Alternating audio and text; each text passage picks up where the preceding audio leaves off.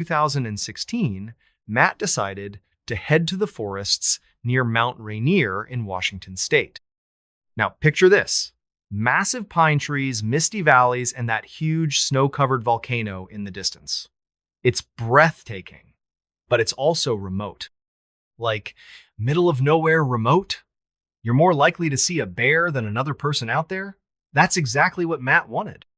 He planned to hike deep into the backcountry, camp in random spots, and just unplug. No phone, no GPS, just him and the wilderness. The first night, Matt hiked about 10 miles on his first day, pushing through thick bushes and rocky trails. By late afternoon, he found the perfect spot to camp a small clearing surrounded by tall pines, with a little stream nearby.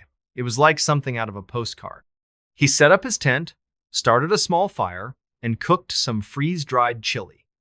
As the sun set, the forest came alive, crickets chirping, owls hooting, the wind whispering through the trees.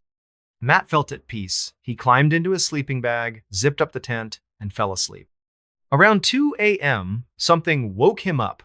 A sound, not loud, but weird.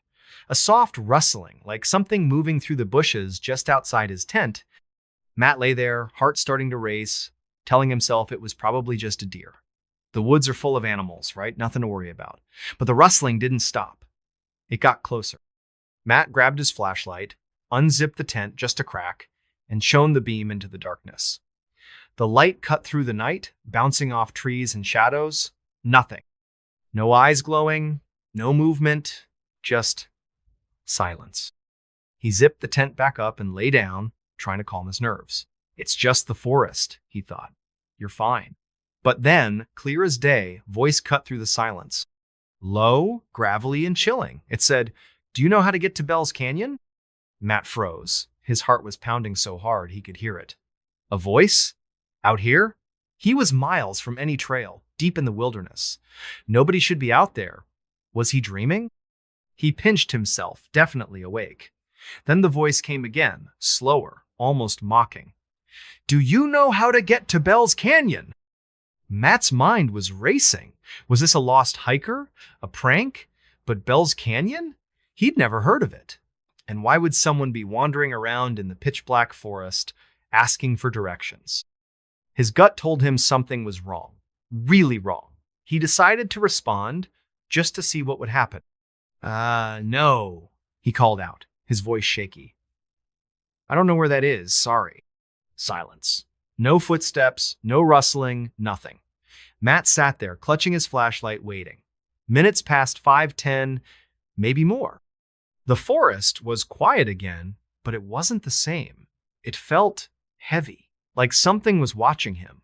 Matt didn't sleep a wink that night. He just sat there, eyes wide open, until the sun came up. The second day, when morning finally came, Matt was exhausted but relieved.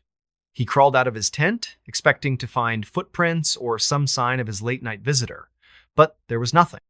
No tracks, no broken branches, no evidence anyone had been there. He started to wonder if he'd imagined it. Maybe the stress of his job was messing with his head. He decided to push on. He packed up his gear, hiked another 15 miles deeper into the forest, and found a new spot to camp. This new clearing was even more remote, tucked against a rocky outcrop with a clear view of the surrounding trees. Matt figured he'd feel safer here. He could see anyone coming. He set up his tent, built a fire, and tried to relax.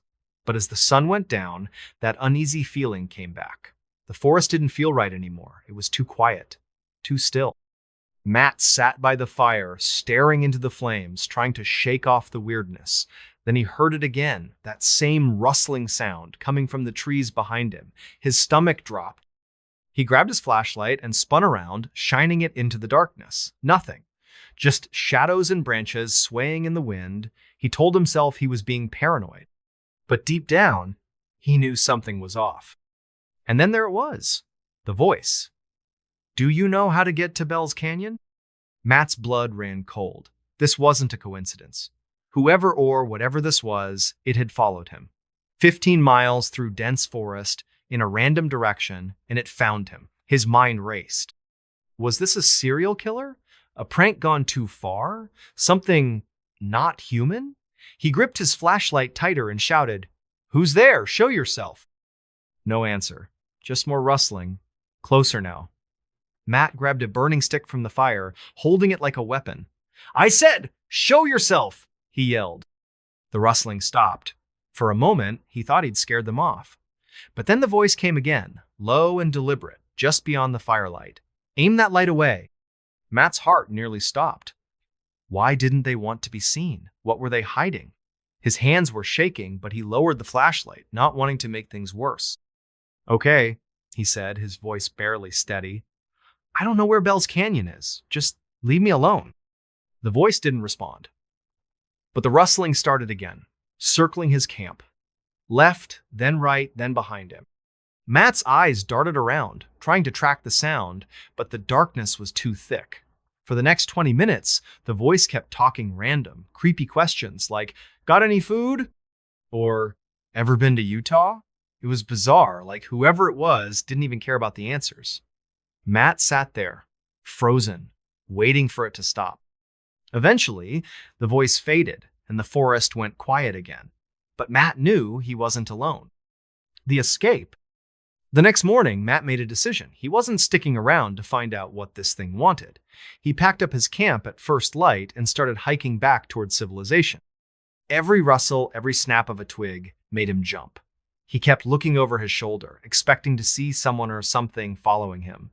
But there was nothing, just trees and shadows. After hours of hiking, Matt finally reached a ranger station. He told the ranger everything, the voice, the questions, the circling. The ranger listened, his face unreadable. When Matt finished, the ranger leaned forward and said, "You're lucky you got out. People go missing out there all the time. And Bell's Canyon? There's no such place on any map I know." Matt felt a chill run down his spine. If Bell's Canyon didn't exist, what was that voice asking about? Who or what had been following him? He drove back to New York the next day, vowing never to go back to those woods.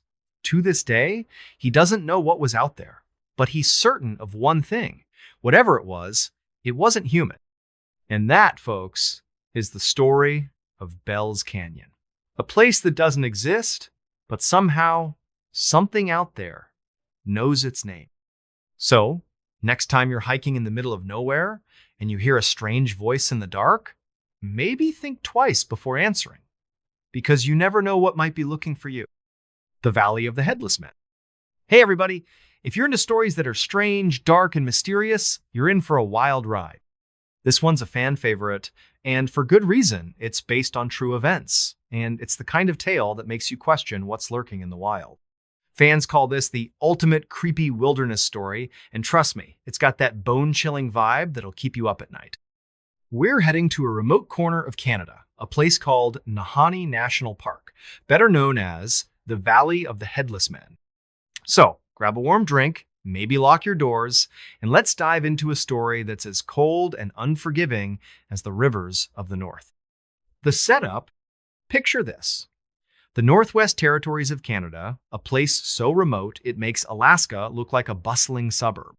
Nahanni National Park is a jaw-dropping wilderness towering mountains, deep canyons carved by rivers, and forests so dense you can barely see the sky. It's beautiful, but it's not a friendly kind of beautiful. This place is hard to reach, even now. You've got to fly in on a tiny plane or paddle for days down a raging river just to get there. Cell phones? Forget it. GPS? Spotty at best. If you get lost in Nahanni, you're on your own. The park has a nickname that sends shivers down your spine, the Valley of the Headless Men. Why? Well, it goes back to the early 1900s. Back then, gold prospectors flocked to the area, chasing rumors of a big strike, but some of them never came back. The most famous case was in 1908, when two brothers, Willie and Frank McLeod, went into the valley looking for gold. They were experienced prospectors, tough guys who knew how to survive in the wild. But months later, their bodies were found by a riverbank without their heads.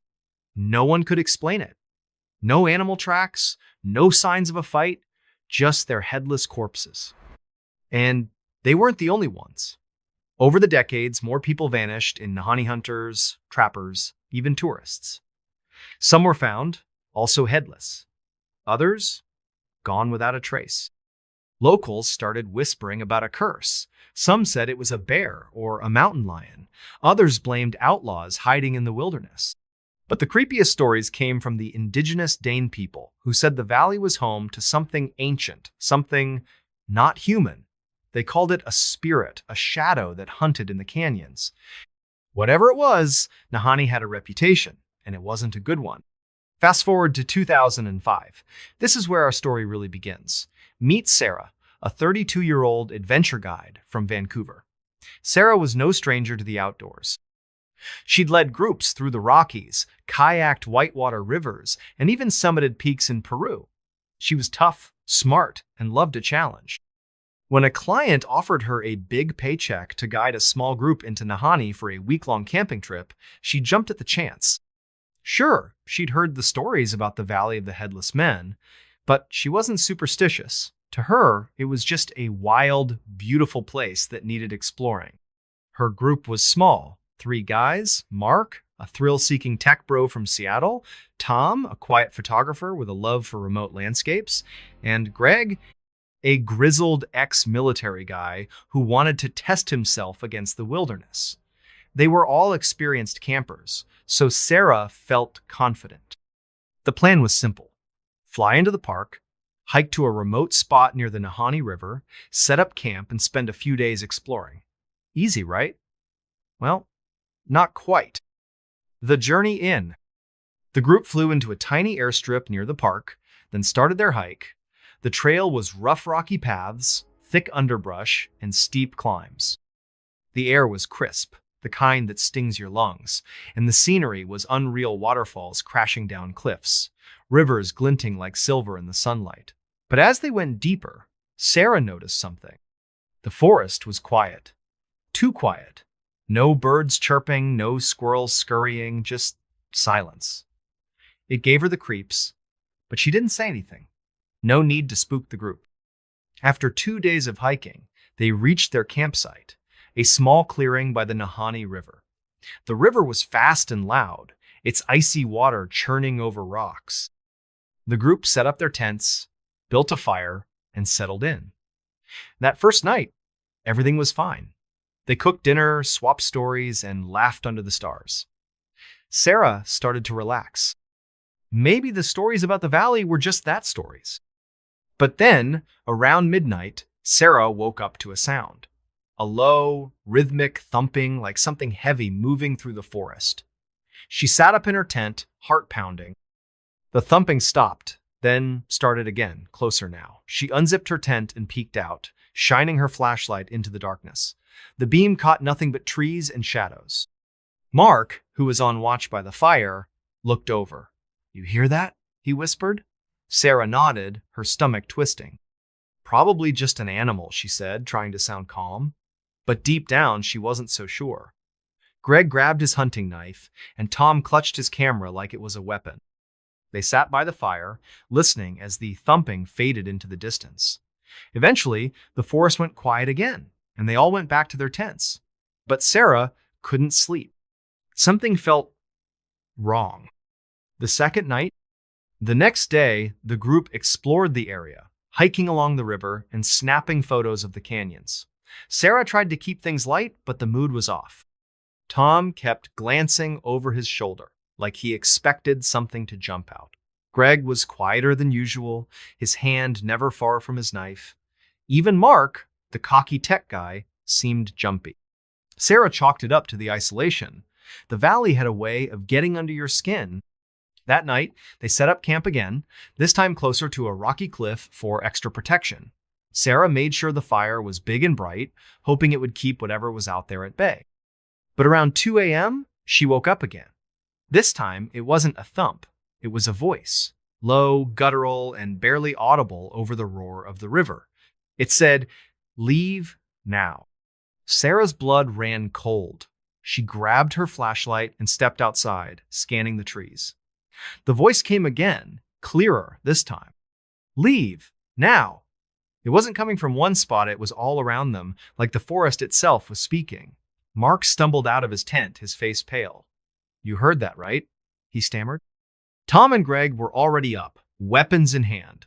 Sarah tried to stay calm, but her heart was racing. "It's probably just the wind," she said, but even she didn't believe it. Then Tom gasped and pointed toward the river. In the faint glow of the fire, they saw Ida's shadow. Not a bear, not a person, but something tall and thin, standing just beyond the water's edge. Its outline was blurry, like it was made of smoke, and it seemed to sway, like it wasn't fully solid. Sarah shone her flashlight at it, but the beam didn't touch it. The shadow just stood there, watching them. Greg shouted, "Who's there?" But the shadow didn't move. Then, slowly, it raised one arm, pointing at them. The voice came again, louder, almost a growl. "Leave or join them." Sarah's mind flashed to the stories of the headless prospectors. Was this what they'd seen before they died? The escape. The group didn't need any more convincing. They packed up in a frenzy, leaving half their gear behind. Sarah led the way, navigating by flashlight as they stumbled through the dark. The thumping started again, following them, sometimes close, sometimes far. Every now and then, they'd hear that voice, "Leave now," echoing through the trees. Sarah kept the group moving, her legs burning, her breath ragged. She didn't know what was out there, but she wasn't sticking around to find out. After what felt like hours, they reached a ranger outpost near the park's edge. They banged on the door until a sleepy ranger let them in. Sarah spilled the whole story, the thumping, the voice, the shadow. The ranger listened, his face grim. When she finished, he leaned back and said, "You're lucky. People go into that valley and don't come out. And those who do, they're never the same." He told them about the history, the McLeod brothers, the headless bodies, the disappearances. He didn't know what was out there, but he'd heard similar stories from other hikers. Some said it was a spirit, others a serial killer who'd never been caught. The Den people, he added, believed the valley was cursed, guarded by something that didn't want visitors. Sarah and her group flew back to Vancouver the next day. They never talked about it again, but Sarah couldn't shake the feeling that something had followed her out of the valley. Sometimes, at night, she'd hear a faint thump outside her window or catch a glimpse of a shadow in the corner of her eye. She stopped guiding trips after that. The wilderness didn't feel safe anymore. And that's the story of the Valley of the Headless Men, folks. A place where people vanish, where bodies turn up without heads, and where something, maybe a spirit, maybe something worse guards the canyons. If you ever find yourself in Nahanni, listen closely. If you hear a thump in the night or a voice telling you to leave, don't wait around. Run. The Red Lamp. Hey everybody, if you're into stories that are strange, dark, and mysterious, this one's going to crawl under your skin and stay there. It's the kind of tale that fans call too disturbing to sleep after, and trust me, they're not exaggerating. This is the story of the Red Lampa, seemingly ordinary object that turned one family's life into a waking nightmare. It's creepy, it's unsettling, and it'll make you think twice about what you bring into your home. So, grab a blanket, maybe double check your light switches, and let's dive into a story that's as dark as it gets. The setup. This story takes us back to 2012 in a quiet suburb of Portland, Oregon. Picture a cozy, tree-lined neighborhood split-level houses, kids riding bikes, the kind of place where everybody knows everybody. That's where the Thompson family lived. David, a 40-year-old accountant, his wife Lisa, a part-time nurse, and their 8-year-old daughter Emily. They were your average American family, living in a modest 3-bedroom house with a big backyard and a picket fence. Nothing about their life screamed horror story until the lamp came along. David was a bit of a thrift store junkie. He loved poking around secondhand shops, hunting for quirky furniture or vintage knickknacks to spruce up their home. One Saturday, he stopped by a small antique store on the edge of town. It was one of those cluttered, dusty places that smelled like old books and mothballs. While browsing, he spotted it. A table lamp about 2 feet tall with a heavy brass base and a deep red glass shade. The shade was cracked in one spot, but the lamp had a certain charming old world, almost gothic vibe. The price tag said $15. a steal for something so unique. David didn't think twice. He bought it, loaded it into his car, and brought it home. Lisa wasn't thrilled at first. "Another one of your weird finds?" she teased, eyeing the lamp as David set it up in their living room. But Emily loved it. She said the red shade made the room look magical, like something out of a fairy tale. David plugged it in, and when he flipped the switch, the lamp cast a warm, crimson glow across the room. It was striking, almost hypnotic. The family decided to keep it on a side table by the couch, where it became a quirky centerpiece. For a few days, everything was fine. The lamp was just a lamp. The first signs? The trouble started about a week later. It was subtle at first, the kind of thing you'd brush off. Lisa noticed it one evening while watching TV. The lamp flickered just for a second, even though no one had touched it.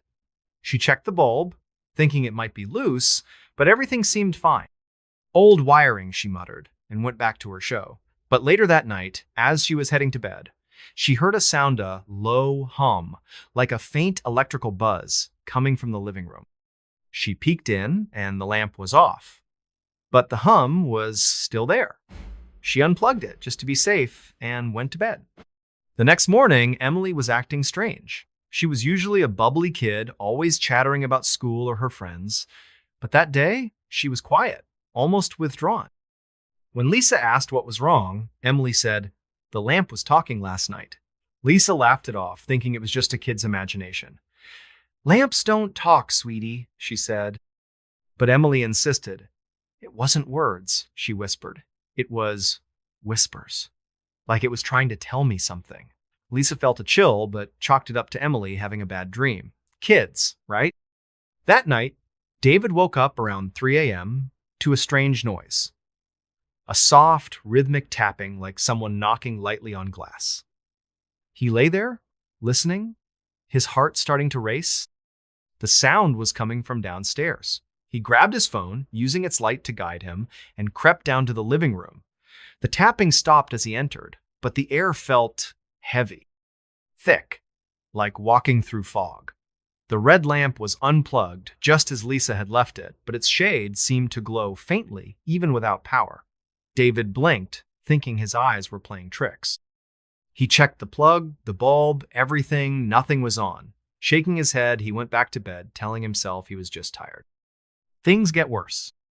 Over the next few days, the weirdness ramped up. The lamp started turning on by itself, casting that eerie red glow across the living room at odd hours.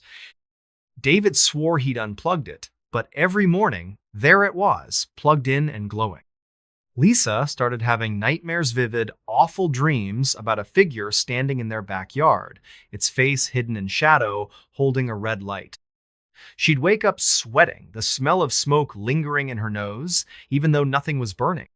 Emily's behavior got stranger too. She'd sit for hours, staring at the lamp, her eyes glazed over. When David asked what she was doing, she'd say, "It's telling me a story." He tried to laugh it off, but her words sent a shiver down his spine. One night, he caught her sleepwalking, standing right in front of the lamp, whispering to it. Not words, just sounds. Low, guttural noises that didn't sound like his daughter.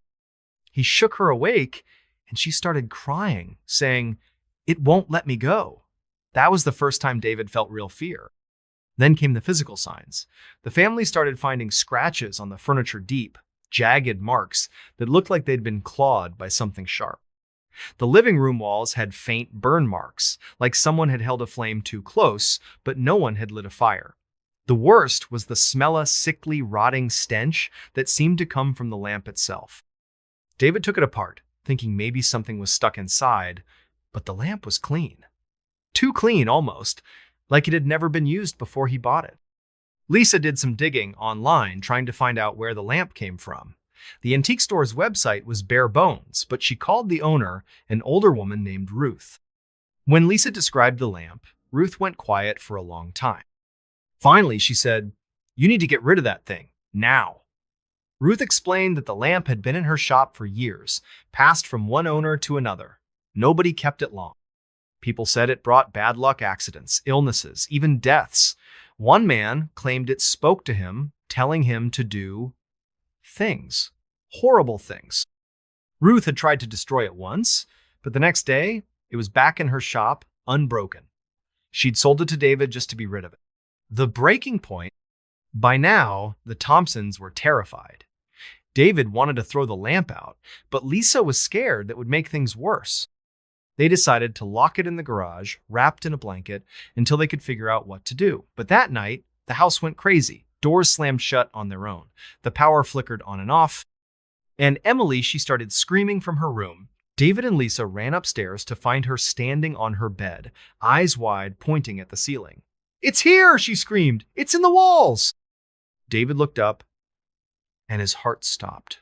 The ceiling was moving. Not shaking, but rippling like water. And in the center, a faint red glow pulsed, like the lamp was shining through from the garage below. The air was thick with that rotting smell, and the temperature dropped so fast their breath fogged. Lisa grabbed Emily and ran downstairs, while David stood frozen, watching as the glow grew brighter. Then he heard Ida's voice, low and raspy, coming from everywhere and nowhere.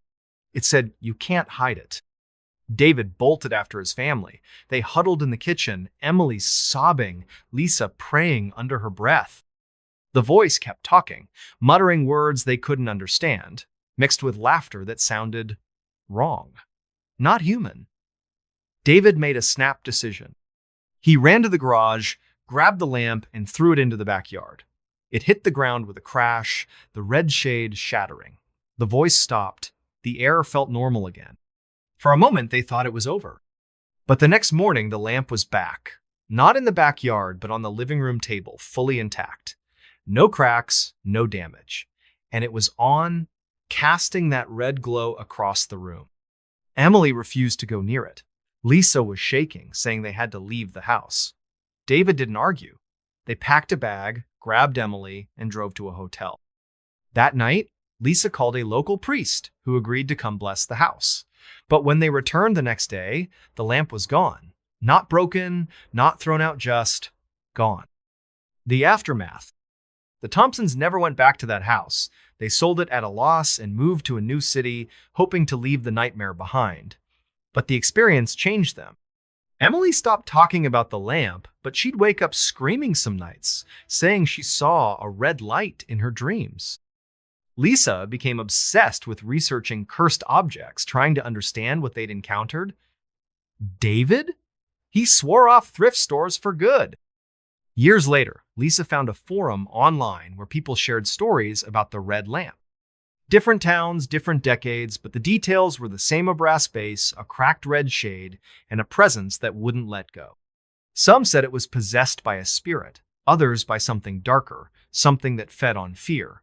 One post claimed the lamp always found its way back to that antique store in Portland, waiting for its next owner. And that's the story of the red lamp, folks. A simple purchase that turned a family's life upside down. If you ever come across a lamp like that brass base, red shade, maybe a little too cheap, do yourself a favor. Walk away.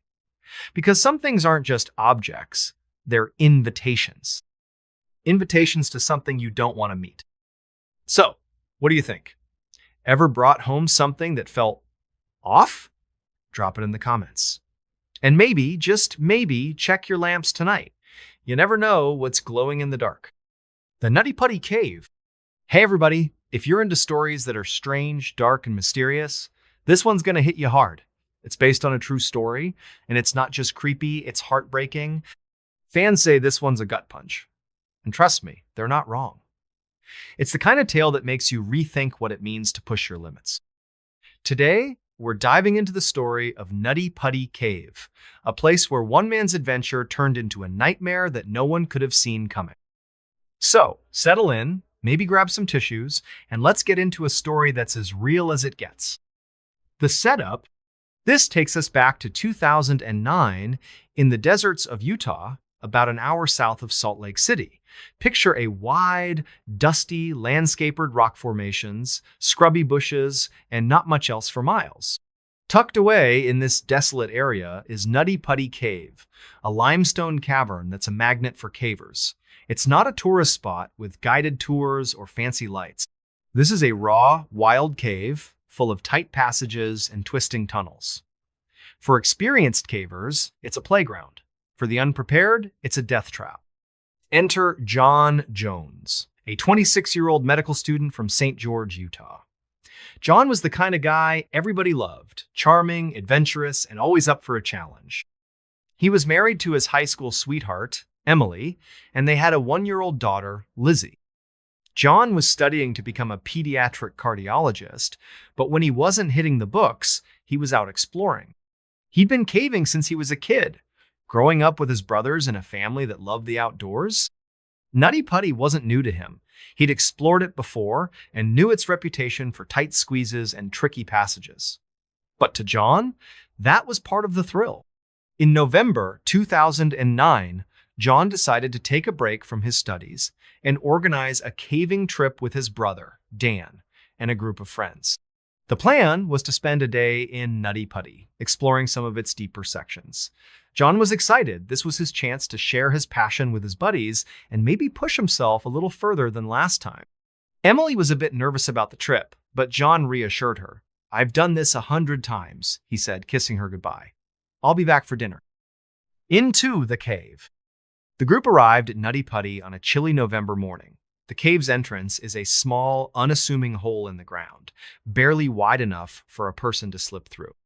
Inside, it's a maze of tunnels, some as wide as a hallway, others so tight you have to crawl on your belly inch by inch. The air is damp, the walls slick with moisture, and the temperature hovers around 60 degrees no matter the season. John, Dan, and their friends geared up helmets. Headlamps, knee-pad sand started their descent. For the first few hours, everything went smoothly. The group navigated familiar sections of the cave, laughing and joking as they went. John, always the leader, suggested they try a tougher passage called the Birth Canal, a narrow-shaped tunnel known for its claustrophobic squeeze. It wasn't for beginners, but John was confident. He'd done tight passages before, and he wanted to show his friends what Nutty Putty was really about. John went first, sliding into the birth canal head first. The tunnel was barely wider than his shoulders, the walls pressing against his chest as he inched forward. He exhaled to make himself smaller, a trick cavers use to fit through tight spots. Dan followed close behind, with the others waiting at a wider section. The group's headlamps cast flickering shadows on the walls, and their voices echoed in the cramped space. "You good, John?" Dan called out. "Yeah, I'm good," John shouted back, his voice muffled. He was about 400 feet into the cave, deep underground, when he reached a fork in the tunnel. One path led to a known section, but the other, a narrow, downward-sloping chute, looked uncharted. John, curious and confident, decided to explore it. "I'm going to check this out," he said, his voice full of excitement. He slid into the chute, head first, into a passage so tight his arms were pinned to his sides. The trap. At first, John thought he'd found a new route. The chute was narrow, but he'd been in worse. He wiggled forward, his headlamp lighting up the smooth limestone walls. But then the tunnel took a sharp, downward turn, steeper than he expected. Gravity pulled him forward, and before he could stop himself, he was sliding. The passage got tighter, squeezing his chest, his hips, his legs. He tried to push back, but his arms were stuck. He was wedged in, upside down, in a space no wider than a coffin. John's breathing quickened. "Dan!" he shouted. "I'm stuck!" His voice was strained, echoing in the tiny space. Dan, still in the birth canal, froze. "Hang on, man," he called, scrambling toward the chute. The others heard the panic in John's voice and rushed to help, but the tunnel was too narrow for more than one person at a time. Dan reached the edge of the chute and shone his headlamp down. John was about 10 feet below, his face red from being upside down, his body jammed into the rock. "Stay calm, John," Dan said, trying to keep his own voice steady. "We'll get you out." But inside, Dan was freaking out. The chute was too tight for him to climb down, and John's position, head first, upside down, was dangerous. Blood was rushing to John's head, making it hard for him to breathe. The group radioed for help, but Nutty Putty was remote, and rescue teams were hours away. They had to act fast. John tried to stay calm, cracking jokes to keep his spirits up. "Guess I found the VIP section," he said, his voice weak. But the pressure on his chest was intense, and every breath was a struggle. The cave walls were cold and unyielding, gripping him like a vice. He couldn't move his arms to push himself out, and the angle made it impossible to back up.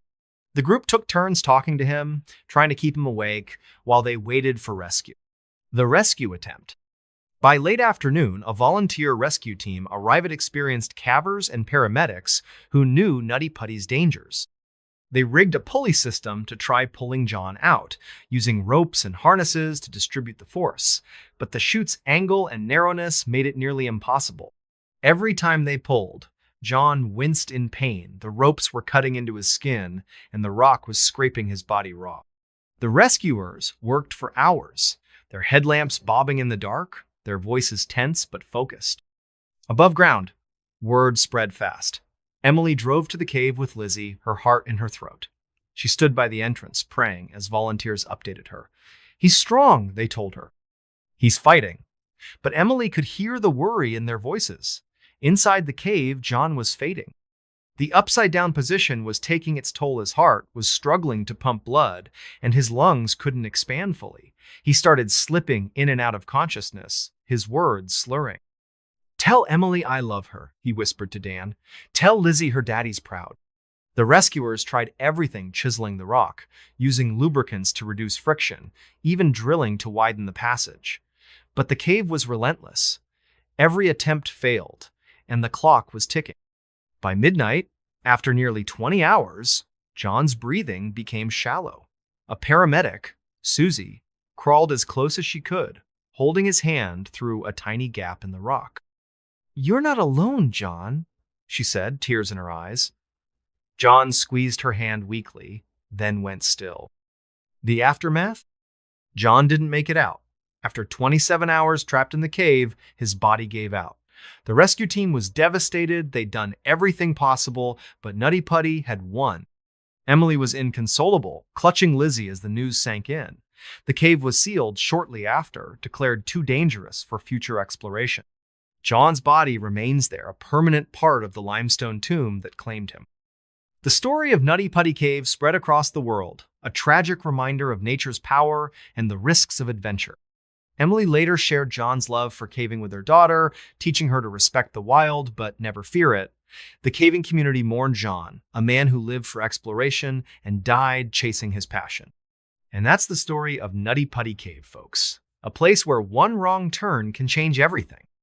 It's a tale of courage, love, and loss, a reminder that the earth holds secrets we may never fully understand. If you're ever tempted to push your limits in a place like that, think of John. And maybe, just maybe, stay above ground. So, what do you think? Ever been in a situation where you felt trapped, literally or figuratively? Drop it in the comments. And next time you're near a cave, listen closely. The earth has a way of telling its own stories.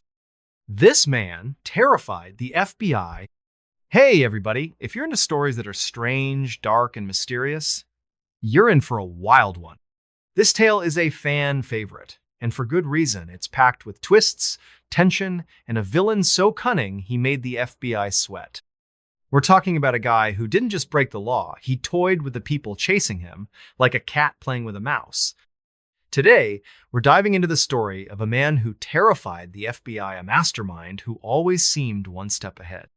So, grab a coffee, maybe lock the windows, and let's get into a story that'll keep you guessing until the very end. The setup: this story takes us back to the late 1990s in the heart of Chicago, Illinois. Picture a bustling city, skyscrapers gleaming, Lake Michigan sparkling, and streets alive with people. But beneath the surface, Chicago had a dark side. Crime was rampant in certain neighborhoods, and the FBI's Chicago field office was working overtime to keep up. They dealt with mob bosses, drug rings, you name it. But in 1998, they met their match, a man they called the Ghost. His real name was Victor Kane, a 34-year-old nobody, or so it seemed. Victor wasn't your typical criminal. He didn't have a rap sheet a mile long or a flashy persona. He was average-looking, medium height, brown hair, the kind of guy you'd pass in a grocery store and never notice. He grew up in a quiet Chicago suburb, worked odd jobs as a mechanic, and kept to himself. But Victor had a secret. He was a genius. Not the good at math kind of genius, but the kind who could plan a crime so perfectly it was like a work of art. The FBI first heard of Victor in early 1998 when a string of high-profile bank heists hit Chicago. These weren't smash-and-grab jobs. They were surgical vaults emptied, security systems disabled, no trace left behind, millions of dollars vanished, and the only clue was a single playing card left at each scene, the ace of spades. The media ate it up, calling the thief the ace. The FBI, though, wasn't amused. They knew they were dealing with someone dangerous, someone who didn't just want money, he wanted to prove he was smarter than them. The first move. The FBI put together a task force led by Agent Laura Bennett, a 15-year veteran known for cracking tough cases. Laura was sharp, relentless, and didn't scare easily. But Victor? He got under her skin. The first big break came in March 1998, when a security camera caught a blurry image of a man near a bank the night before a heist. It wasn't much just a grainy figure in a dark coat, but it was enough to start building a profile. The FBI combed through records, interviewed informants, and finally got a name: Victor Kane. Laura's team raided Victor's apartment, expecting to find evidence cache, tools, maybe even a stash of those ace of spades cards. But the place was clean. Too clean. No fingerprints, no personal items, just a bare mattress and a single light bulb. It was like nobody lived there. Laura felt a chill. This wasn't just a thief. This was someone who knew they were coming. Then, the phone rang. Not Laura's cell, but the landline in Victor's empty apartment. She hesitated, then picked it up. A calm, almost cheerful voice said, "You're looking in the wrong place, Agent Bennett." The line went dead. Laura's blood ran cold. How did he know her name? How did he know she was there?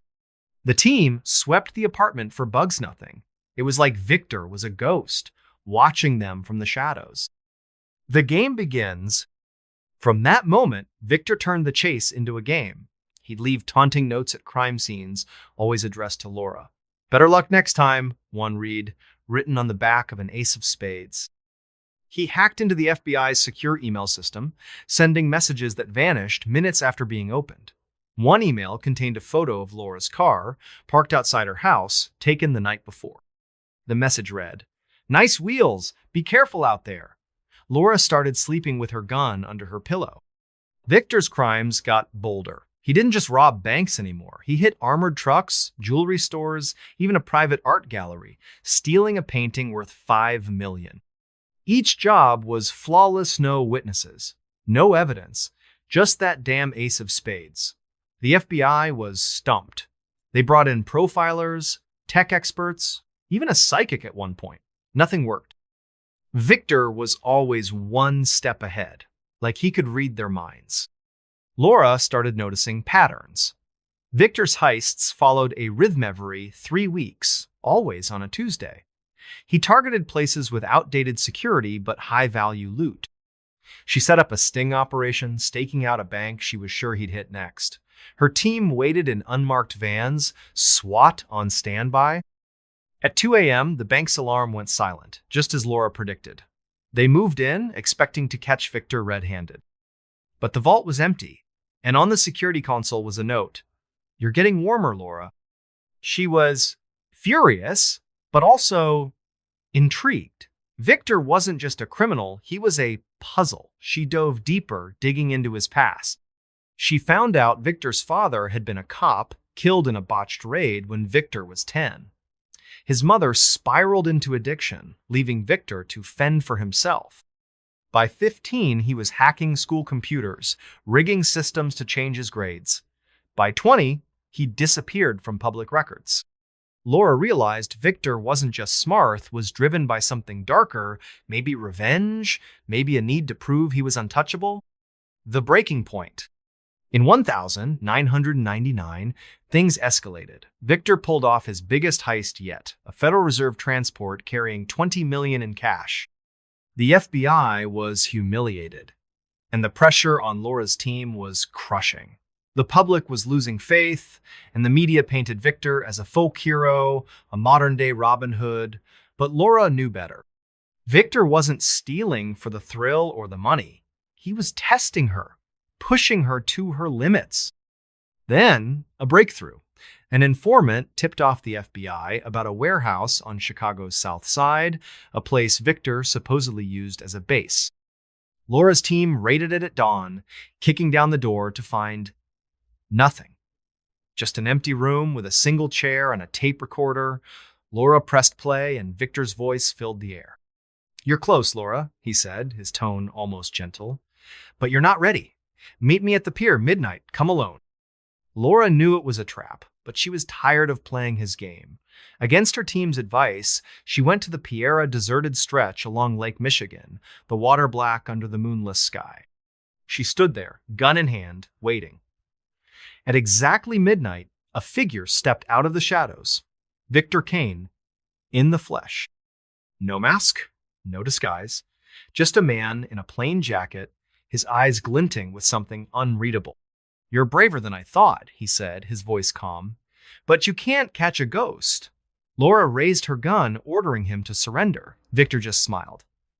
"Check your pocket," he said. Confused, Laura reached into her coat and pulled out an ace of spades. She looked up, and Victor was gone, vanishing into the night. The end game. The encounter broke Laura. She became obsessed, working 18-hour days, chasing every lead, no matter how small. Her marriage fell apart, her health deteriorated. Victor kept taunting her letters, voicemails, even a bouquet of flowers sent to her office with a note. "Game's not over." But in 2000, the heists stopped. No more robberies. No more cards. Victor vanished, like he'd never existed. Laura never stopped looking. She retired from the FBI in 2005, but even now, she checks old case files, hoping for a clue. Some say Victor died, others that he fled the country. A few agents swear they've seen him a face in a crowd, a shadow at a crime scene. The FBI still lists him as a wanted man, but his file is cold, buried in a database. And that's the story of the man who terrified the FBI, folks. Victor Kane, the ghost, a criminal so clever he turned the hunters into the hunted. He didn't just steal money, he stole peace of mind, leaving a trail of questions that may never be answered. If you're ever in Chicago and find an ace of spades lying on the ground, maybe leave it there, because some games aren't meant to be played. So, what do you think? Ever come across someone who seemed to know your every move? Drop it in the comments. And next time you're out at night, watch your back. You never know who's watching you. The Ghosts of Flight 401. Hey everybody, if you're into stories that are strange, dark, and mysterious, this one's going to send shivers racing down your spine. It's a fan favorite, and for good reason. It's rooted in real events, weaving a tragedy so devastating it left echoes that linger to this day. We're talking about Eastern Airlines Flight 401. A plane crash that shook the nation and left behind something unexplainable. This isn't just a story about a disaster. It's about what came after, when the dead didn't stay dead and the skies carried whispers of the past. So, grab a seat, keep the cabin lights on, and let's dive into the story of the Ghosts of Flight 401, tale that'll make you think twice about looking out that airplane window. The setup, picture this. It's December 29, 1972, and we're in Miami, Florida. The night is warm and humid, the kind where the air clings to your skin and palm trees sway lazily under a starry sky. Miami International Airport is buzzing with holiday travelers, families rushing to catch flights home for Christmas, their suitcases stuffed with gifts. Eastern Airlines Flight 401, a Lockheed L-1011 TriStar, is prepping for a routine trip to New York City. This plane is a beast state-of-the-art for its time, with 3 powerful engines, a wide body, and room for 176 passengers.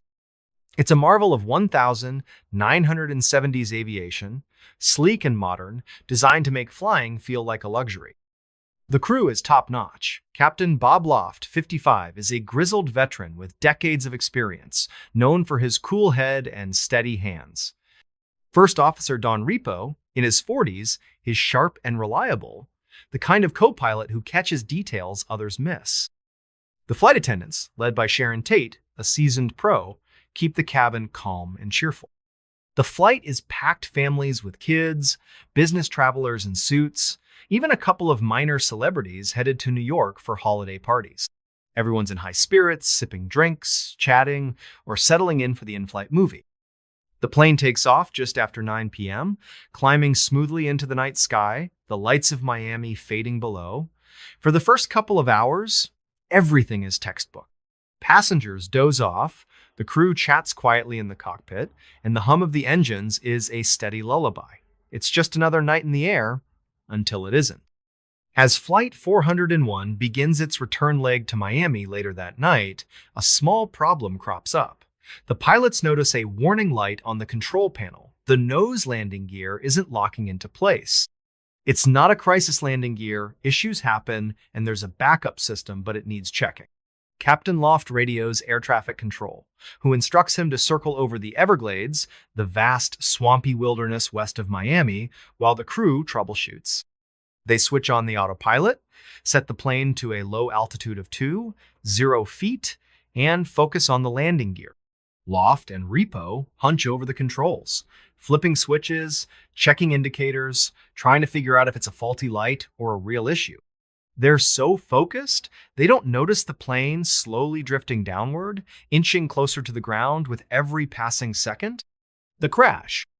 At 11:42 p.m., Flight 401 slams into the Everglades at 225 miles per hour. The impact is catastrophic, a deafening roar that shakes the night. The plane breaks apart on contact, its fuselage splintering, wings shearing off, and wreckage scattering across the swamp like a broken toy. Jet fuel ignites, sending flames licking into the sky, illuminating the dark, murky water. The Everglades is a brutal, unforgiving place muddy, teeming with alligators and choked with sawgrass that cuts like razors. Of the 176 people on board, 101 don't survive. Bodies, debris, and twisted metal litter, the swamp, a grim tableau under the moonlight. The crash is one of the worst in U.S. history at the time, a tragedy that sends shockwaves through the aviation world and beyond. Rescue teams work through the night, wading through waist-deep water, battling mosquitoes and the stench of fuel. They pull survivors from the wreckage, some miraculously unhurt, others clinging to life with broken bones and burns. The scene is chaos, shouts, helicopter rotors, the cries of the injured cutting through the eerie silence of the swamp. Captain Loft and First Officer Repo are among the dead, along with most of the flight attendants, including Sharon. The survivors, many in shock, are haunted by what they've endured, their faces etched with the terror of those final moments. The investigation later reveals a heartbreaking mistake. The crew was so fixated on the landing gear, light a simple bulb, that may have been loose that they didn't notice the autopilot had disengaged. The plane drifted lower and lower, unnoticed, until it plowed into the swamp. It's a human error, born of focus and distraction, but it costs 101 lives. Eastern Airlines is devastated. The public mourns, and the survivors carry scars, both visible and invisible. But the story of Flight 401 doesn't end with the crash. Oh no. This is where things take a turn into the strange. The kind of strange that makes your skin prickle and your heart skip a beat. The hauntings begin. Fast forward to 1973, just months after the crash, Eastern Airlines is still reeling, but they're trying to move forward. To cut costs, they salvage parts from the wreckage of Flight 401 standard practice in the industry. Seats, galleys, cockpit instruments, even pieces of the electrical system are refurbished and installed on other planes, mostly L-1011s in Eastern's fleet. The airline doesn't think twice about it, it's just business. But the crews flying those planes, they start noticing things, weird things, things that defy explanation. It starts small, almost dismissible. On one L-1011, Flight 903, flight attendants report seeing a man in a pilot's uniform sitting in the first-class cabin. He's there one moment, staring straight ahead, then gone when they look again. Passengers complain about cold spots in certain seats, even when the cabin is warm and stuffy. One flight attendant, Maria, is prepping coffee in the galley when she catches a reflection in the oven door of a man's face, weathered and serious, with deep-set eyes. She swears it's Captain Bob Loft, whose photo she saw in a company memorial. She blinks, and the reflection vanishes. Maria tells her supervisor, a no-nonsense guy named Carl, who laughs it off. "You're working too hard, Maria," he says. "Get some rest." But Maria knows what she saw, and her hands shake for the rest of the flight. Things escalate from there. On a flight from New York to Miami, a co-pilot named Jeff is doing a pre-flight check in the cockpit. He hears a knock on the door sharp, deliberate. Thinking it's a crew member, he opens it, but the galley outside is empty. He shrugs, figuring it's the plane settling, and turns back. That's when he sees him, a man in an Eastern Airlines uniform sitting in the co-pilot's seat, staring at the instrument panel. Jeff freezes, his breath catching. The man turns, and Jeff swears it's Don Repo, the first officer from Flight 401. "Check the gear," Repo says, his voice calm but heavy, like he's carrying a weight. Before Jeff can speak, Repo vanishes, like he was never there. Jeff's heart is pounding, but he checks the landing gear system. Sure enough, there's a fault of loose wire that could have caused a serious problem on takeoff. He fixes it, his hands trembling, and keeps the story to himself, too shaken to tell anyone. Word spreads like wildfire among Eastern's crews. Pilots, flight attendants, even ground staff start sharing stories, whispered in break rooms and hangars. A flight attendant named Lisa sees a figure in a pilot's uniform helping a passenger with her luggage in the overhead bin. She starts to thank him, thinking he's part of the crew, but he turns, gives her a sad smile, and fades away. A mechanic working late in a hangar hears a voice behind him say, "Don't let it happen again." He spins around, expecting a colleague, but the hangar is empty. The only sound, the hum of fluorescent lights. The creepiest reports come from passengers. A woman on a flight to Atlanta sees a man in a captain's uniform standing in the aisle, his hat pulled low. She asks if he's the pilot, and he nods, his eyes distant, before vanishing into thin air. When she describes him to the crew gray hair, weathered face, they exchange looks. It sounds exactly like Bob Loft. The haunting spread. By late 1973, the stories are piling up, and they're eerily consistent. Almost every sighting involves Loft or Repo, and they're always on L-1011s with parts salvaged from Flight 401. One pilot, Captain Dan, swears he saw Repo in the cockpit during a red-eye flight, adjusting the controls like he was still flying the plane. "He looked at me," Dan later told a friend, "like he was trying to warn me." The figure vanished when the plane touched down, but Dan checked the logs and found a glitch in the navigation system that could have caused a mid-air issue. He never flew that plane again. Flight attendants start avoiding certain seats rows, 12 and 15, where the cold spots are strongest. Passengers in those seats report feeling watched, their skin prickling for no reason. One man, a businessman named Richard, feels a hand on his shoulder during turbulence, steadying him. He turns to thank whoever it was, but no one's there. The seat next to him, one of the salvaged ones, is ice cold to the touch. Ground crews aren't immune either. A technician named Paul, working on an L-1011's electrical system, hears footsteps behind him in the cargo hold. He calls out, thinking it's another worker, but the hold is empty. When he finishes the repair, he finds a wrench he'd misplaced lying neatly on the floor, like someone placed it there. The creepiest incident happens on a flight from Miami to Los Angeles.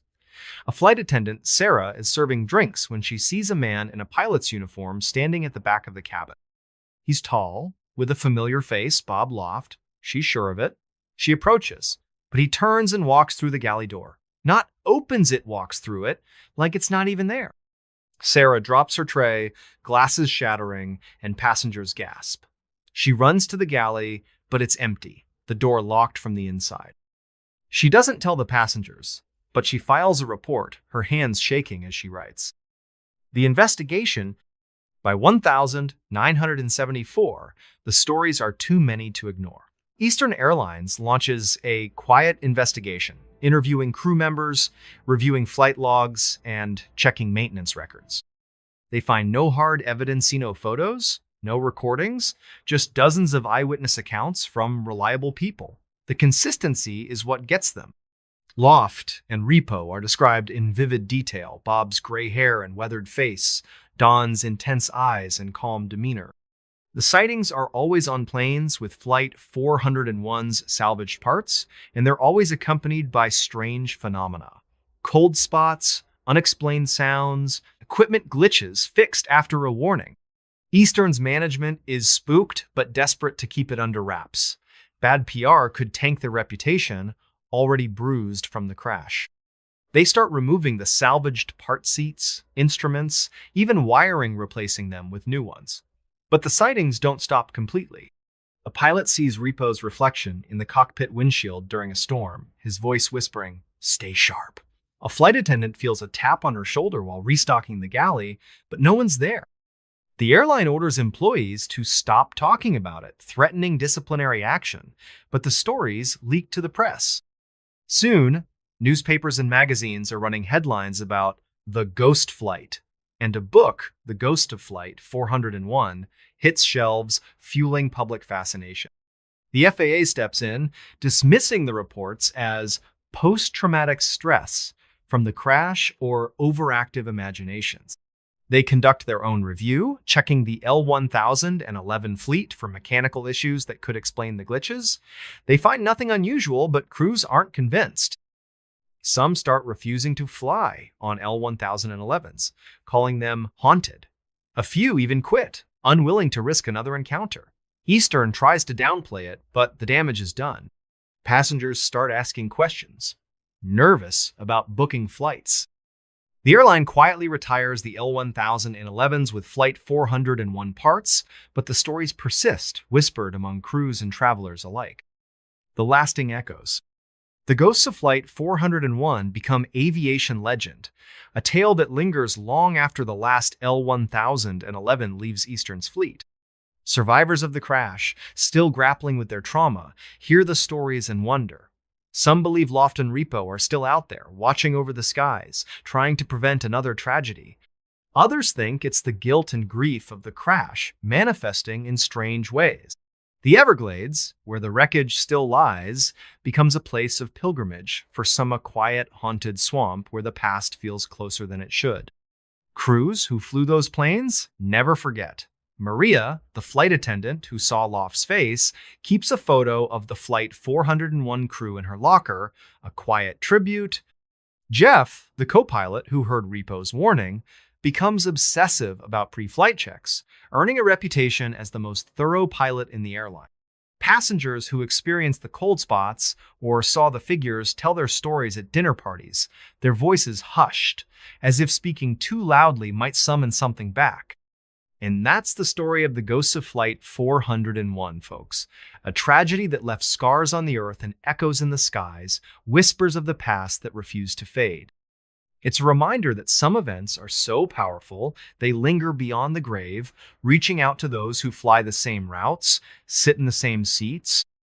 If you're ever on a late-night flight and feel a cold spot, hear a knock, or see a figure in the aisle, maybe just look the other way, because some passengers might not be on the manifest. So, what do you think? Ever had a creepy moment on a plane or felt like something was watching you from just beyond sight? Drop it in the comments. And next time you're flying, maybe double check the landing gear, just in case. Skydiving photographer without a parachute. Hey everybody, if you're into stories that are strange, dark, and mysterious, this one's gonna get your heart racing. It's a fan favorite. And for good reason, it's pure adrenaline. With a twist so wild, you'll be on the edge of your seat. We're talking about a skydiving photographer who found himself in a situation no one could prepare for, fighting to survive against impossible odds. This is a tale of courage, quick thinking, and a miracle that defies explanation. So, buckle up, maybe take a deep breath, and let's dive into the story of the skydiving photographer without a parachute. The setup, picture this. It's 2015, and we're in the wide open skies above Arizona.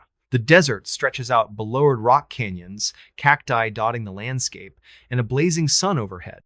This is prime skydiving country, where drop zones attract thrill seekers from all over the world. Our story centers on Ryan Carter, a 29-year-old professional skydiving photographer from Tucson. Ryan's not just any photographer. He's the guy who jumps out of planes with a camera strapped to his helmet, capturing heart-stopping shots of skydivers midair. It's a job that requires nerves of steel, lightning-fast reflexes, and a love for living on the edge. Ryan was good at what he did really good. He'd been skydiving since he was 18, logging over 1,000 jumps. He knew every safety protocol, every piece of gear, and every trick to stay alive at 120 miles per hour. His clients were everyone from first-timers to elite skydiving teams, and his photos were legendary vivid shots of divers soaring against the desert sky, their parachutes blooming like flowers. Ryan lived for the rush, the moment when the plane door opened and the wind roared in his ears. On this particular day, a crisp October morning, Ryan was booked for a big job. A group of 12 skydivers, part of a stunt team, wanted him to photograph a complex formation jump. The plan was to leap from 0 feet, link up midair to form a star pattern, and hold it for as long as possible before deploying their parachutes. Ryan's job was to circle the group, snapping photos from every angle, then pull his own chute and land safely. It was a routine gig for him, nothing he hadn't done dozens of times before. The jump? The team loaded into a twin-engine Cessna at a small airfield outside Tucson. The plane was loud, the cabin cramped, but the mood was electric. The skydivers were pumped, joking and checking their altimeters, helmets, and parachutes. Ryan double-checked his rig, a main parachute, a reserve chute, and his camera setup, a high-end DSLR mounted to his helmet. He wore a jumpsuit with extra padding to protect him during high-speed maneuvers. Everything was in order. The plane climbed to 0 feet, the desert sprawling below like a patchwork quilt. The pilot gave the signal, and the door opened, letting in a blast of cold air. Ryan was the first out. As always, she needed to position himself to capture the group as they jumped. He gave a thumbs up, shouted, "See you in the sky," and leaped out. The freefall was instant, the wind screaming past him as he plummeted at terminal velocity. He loved this part the weightless rush, the world a blur below.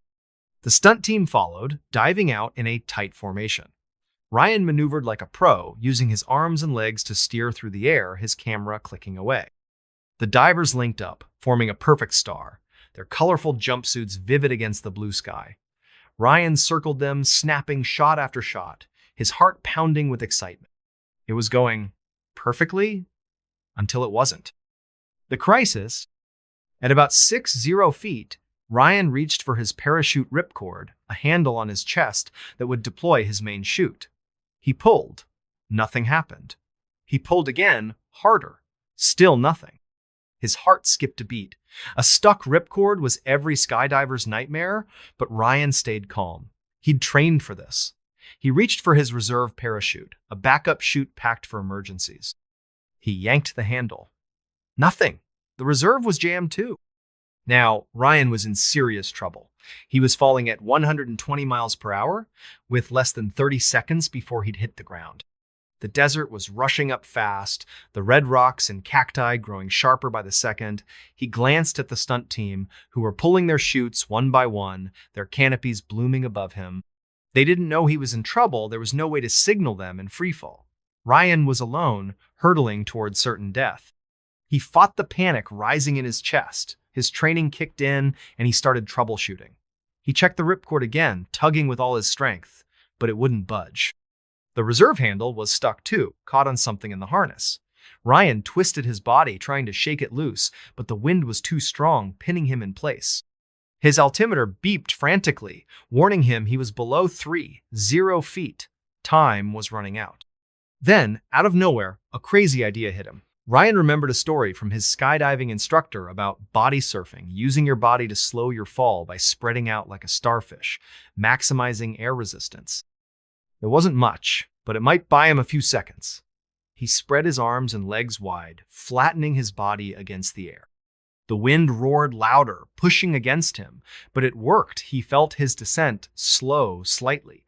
Not enough to save him, but enough to give him a fighting chance. The miracle.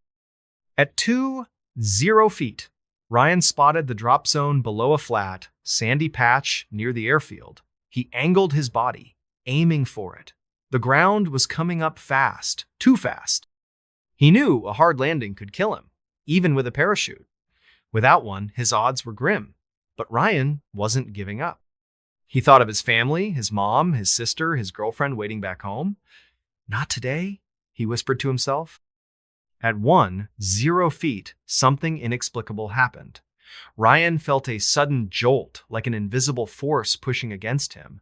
The air seemed to thicken, slowing his fall even more. He didn't know if it was a freak wind gust or something else, but he wasn't questioning it. He kept his body spread, his eyes locked on the drop zone. At 500 feet, he braced himself, tucking his chin and curling his knees to protect his spine. The ground was seconds away. Ryan hit the sand with a bone-jarring thud. Pain exploded through his body, legs, back, shoulders. He rolled, tumbling across the desert, his camera shattering against a rock. When he finally stopped, he lay there, gasping, staring at the sky. He was alive. Somehow, impossibly, he was alive. The aftermath? The stunt team landed nearby, rushing to Ryan's side. They thought he was dead, but when they saw him moving, they started shouting for help. Paramedics from the airfield arrived, stunned to find him conscious. Ryan had broken both legs, fractured his pelvis, and cracked several ribs, but he was breathing. Doctors later said it was a miracle he survived a combination of his body surfing technique, a possible updraft, and landing in soft sand instead of rock. The odds of surviving a 14-foot fall without a parachute were less than 1 in a million. Ryan spent months in the hospital, enduring surgeries and physical therapy. His skydiving days were over, but he didn't care. He was alive, and that was enough. He later learned his parachute rig had a rare defecta tangled deployment line that jammed both the main and reserve chutes. The manufacturer issued a recall, and Ryan's story became a cautionary tale in the skydiving world. But Ryan never forgot that strange jolt in the air, that moment when the wind seemed to catch him. He didn't talk about it much, but privately, he wondered if something or someone had intervened. His girlfriend swore it was his guardian angel. Ryan wasn't sure, but he started wearing a small cross necklace, just in case. And that's the story of the skydiving photographer without a parachute, folks. A tale of survival against all odds, with a twist that makes you wonder if there's more to this world than we can see. If you're ever jumping out of a plane, double-check your gear, and maybe say a quick prayer just to be safe. So, what do you think? Ever had a moment where you beat the odds in a way you can't explain? Drop it in the comments. And next time you're looking up at the sky, maybe give a nod to Ryan. He's proof that sometimes miracles happen at 120 miles per hour. The Gray Blanket. Hey everybody, if you're into stories that are strange, dark, and mysterious, this one's gonna burrow deep into your mind and refuse to leave. Fans call it a living nightmare, and trust me, they're not kidding. It's the kind of tale that feels like it's ripped straight from your darkest dreams. We're heading to a remote village in Japan where a young woman's quiet life turned into something so unsettling, it's hard to shake off. This is the story of the Gray Blanket, a tale of fear, mystery, and something that might not be human at all. So, grab a warm drink, keep a light on, and let's dive into a story that's as creepy as it gets. The setup, picture this. It's 2017, and we're in a tiny village in Aomori Prefecture, northern Japan. Think winding dirt roads, old wooden houses with sloping roofs, and dense forests that seem to swallow the sunlight. The village is quiet, almost frozen in time, the kind of place where the loudest sound is the wind rustling through the pines. This is where Hana Sato lives, a 24-year-old teacher who left the chaos of Tokyo for a simpler life. Hana's a city girl at heart used to neon lights and crowded trains, but she's fallen in love with the countryside's peace.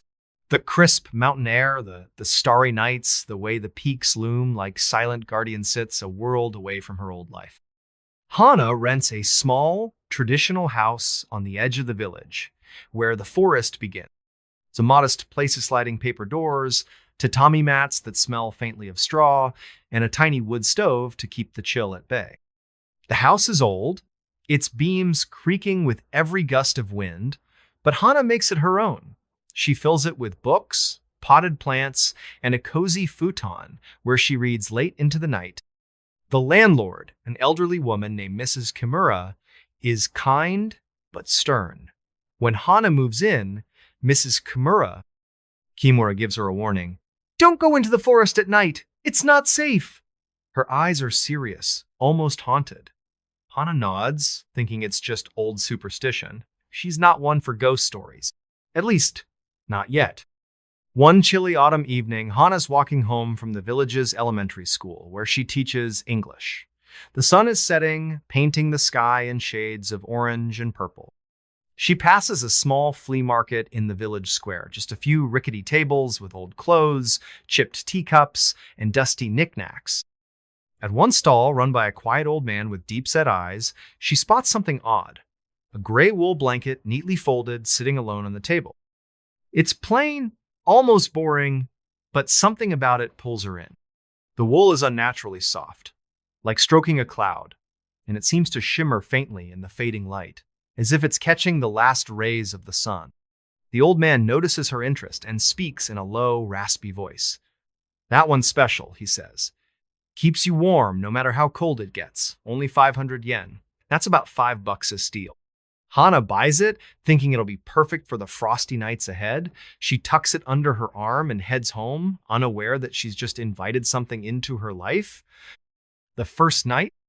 That night, Hana lays the gray blanket over her futon.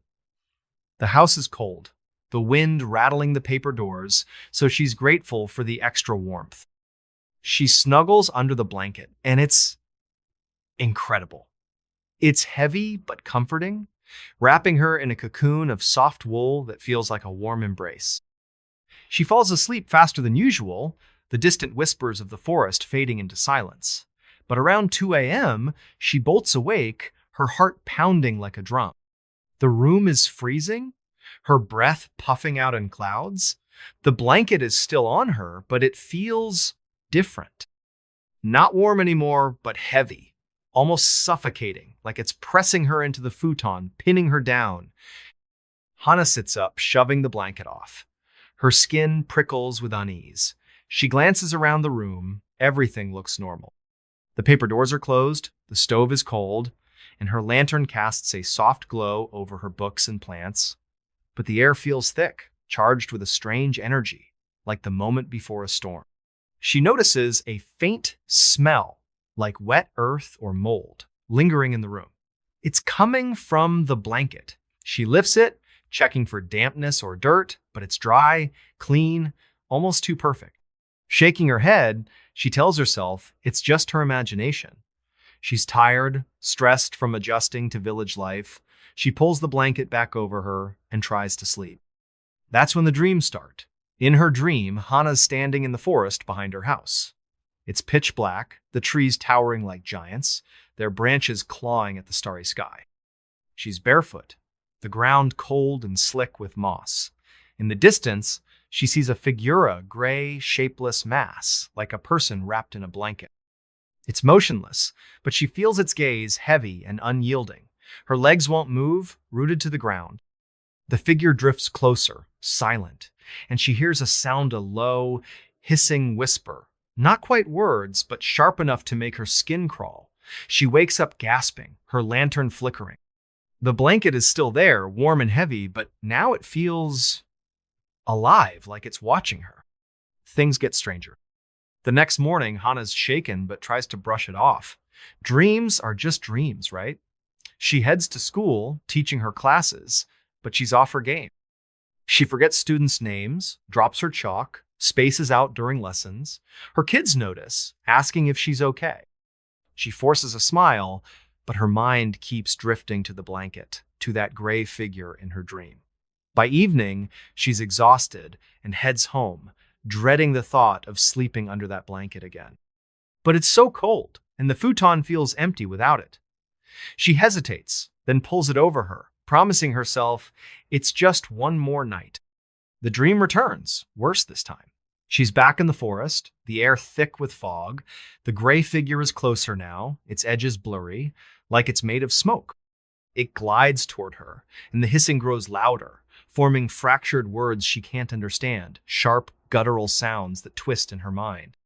She feels a weight on her chest, like something sitting on her, crushing her lungs. She wakes up, heart racing, and the blanket is tangled around her, tighter than it should be, almost knotted. She throws it off, her hands trembling, and notices faint gray marks on her arms, like smudges of ash. They wash off in the sink, but the sight makes her stomach churn. Over the next few days, the weirdness escalates.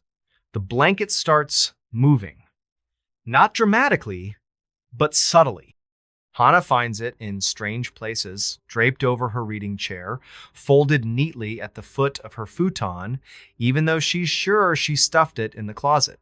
The moldy, earthy smell grows stronger, clinging to the blanket like a shadow. Her house feels different, too colder, darker, like the lantern's light can't reach the corners anymore. At night, she hears whispers, not just in her dreams, but in the waking world. Soft, hissing sounds, like someone standing just behind her, just out of sight. She spins around, but no one's there. The paper doors rattle, even when there's no wind.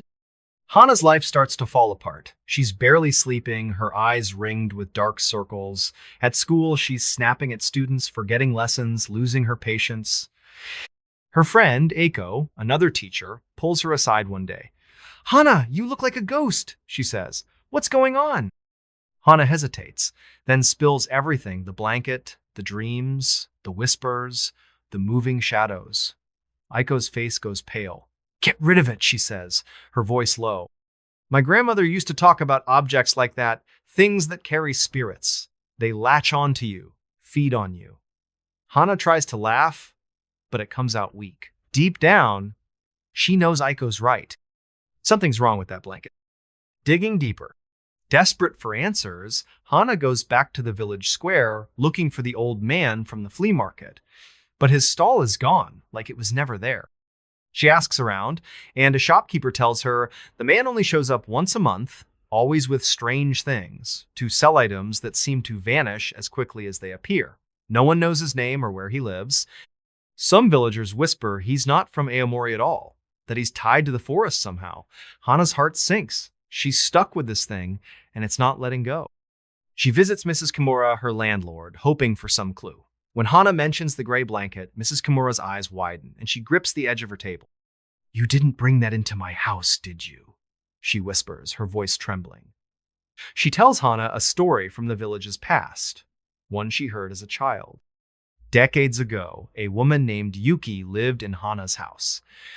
Yuki was a recluse, shunned by the village for practicing strange rituals in the forest offerings to spirits, chants under the moon. One winter, she was found dead, frozen in her house, wrapped in a gray blanket. Villagers said her spirit never left, that it clung to the blanket, seeking someone new to haunt. The blanket disappeared after her death, but every few years it finds someone, a traveler, a villager, someone who doesn't know better. Those who take it don't stay long. Hana's blood runs cold. She thinks back to the old man's words, "Keeps you warm, no matter how cold it gets." Was he warning her or luring her? She rushes home, her mind racing. The blanket is waiting, folded neatly on her futon, even though she's sure she left it in the closet. The air in the house is heavy, the smell overpowering.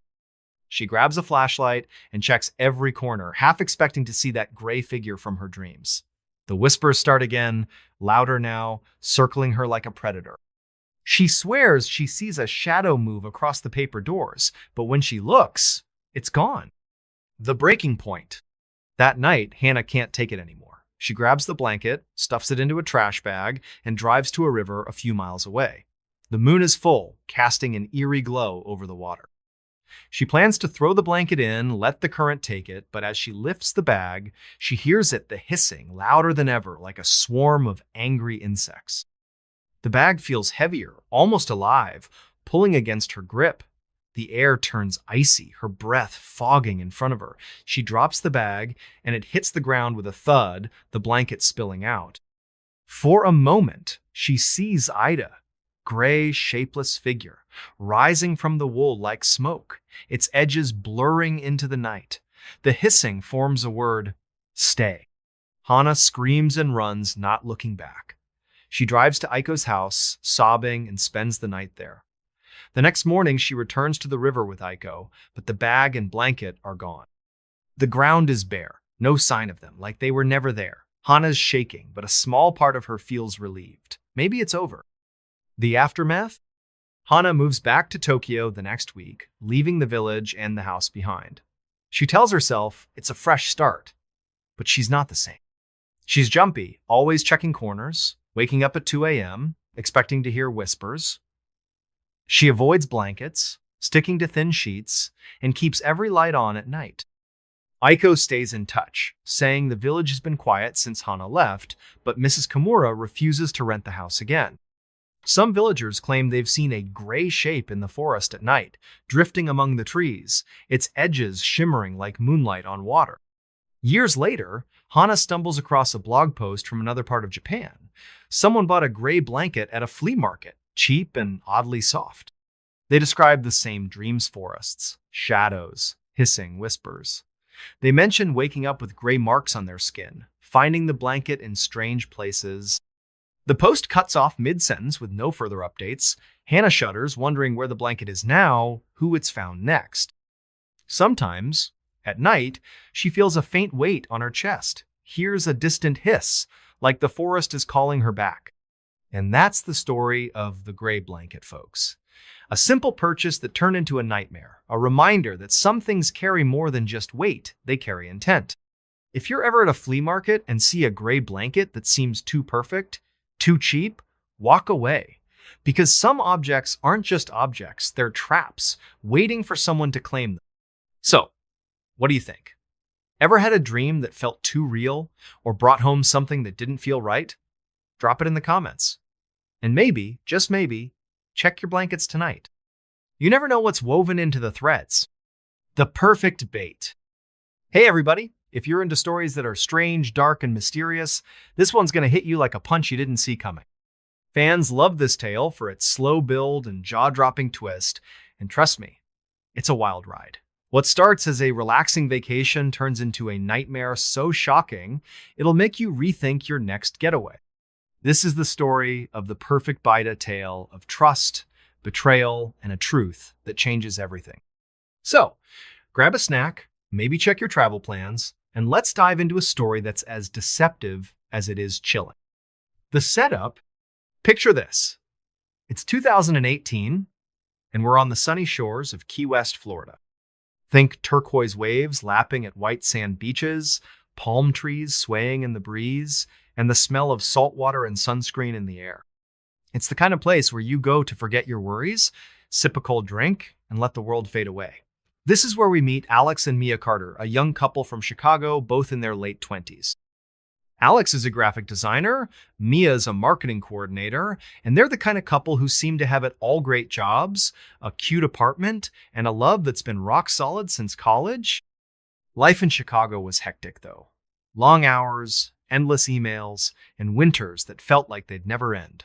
So, when Mia's boss gave her a week off, they jumped at the chance for a tropical escape. They booked a fishing trip in Key West, a 5-day adventure on a private charter boat, complete with deep-sea fishing, snorkeling, and lazy days under the sun. It was their dream vacation, a chance to unplug and make memories. They found a charter online, Real Paradise, run by a guy named Captain Mike. The reviews were glowing 5 stars, pictures of happy families holding massive fish, and promises of an unforgettable experience. Alex and Mia were sold. They packed their bags, flew to Florida, and couldn't wait to hit the water. The first day, the couple arrived in Key West on a bright Monday morning, the air warm and salty. They met Captain Mike at the dock-a-tanned, wiry guy in his 50s with a scruffy beard and a wide grin. He was all charm, cracking jokes and offering them cold sodas as they boarded his boat, a 40-foot fishing vessel called the Sea Star. The boat was weathered but clean, with fishing rods lined up along the deck and a small cabin for shade. Mike's deckhand, a quiet guy named Tommy, nodded hello, but kept to himself, tinkering with the gear. Alex and Mia felt at ease. This was going to be perfect. The first day was everything they'd hoped for. Mike took them out to the open water, the boat slicing through waves as dolphins trailed in the wake. They fished for hours, reeling in a few snapper and laughing as Mia struggled with a feisty grouper. Mike was a great guide, pointing out good spots and sharing stories about his years on the water. Tommy stayed in the background, cleaning fish and prepping bait, but he was polite enough. By sunset, Alex and Mia were sunburned, happy, and sipping beers as the Sea Star cruised back to shore. They fell asleep in their hotel that night, dreaming of the days ahead. The calm before. The next 2 days were more of the same pure bliss. They caught bigger fish, snorkeled over coral reefs, and even saw a sea turtle glide by. Mike was the perfect host, always ready with a story or a cold drink. He told them about a secret fishing spot, a remote reef called Devil's Point, about 20 miles offshore. "It's tricky to get to," he said, his eyes glinting, "but the fish there are monsters. You up for it?" Alex and Mia were all in. They trusted Mike, and the idea of a hidden gem sounded thrilling. On the 4th day, they set out for Devil's Point.